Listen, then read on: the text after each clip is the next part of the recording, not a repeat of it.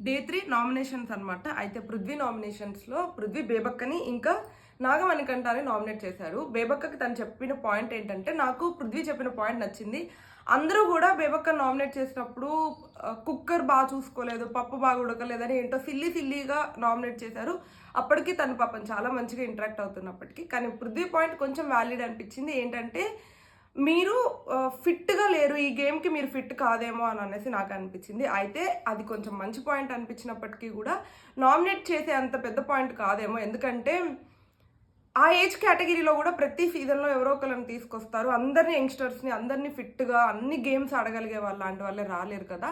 So అది బేబక్క కూడా మంచిగా డిఫెండ్ చేసుకుంది అని అనేసి నాకు అనిపించింది అనమాట. అండ్ నెక్స్ట్ సెకండ్ నామినేషన్ వచ్చేసేసి నాగమణికంట మీరు ఎమోషనల్‌గా వీక్ ఉన్నారు అని చెప్పేసేసి నామినేట్ చేశారు. ఇది కూడా మంచిగా అనిపించింది. అండ్ ఇద్దరు నామినేషన్స్‌లో చీఫ్ వచ్చేసేసి నాగమణికంఠని నామినేట్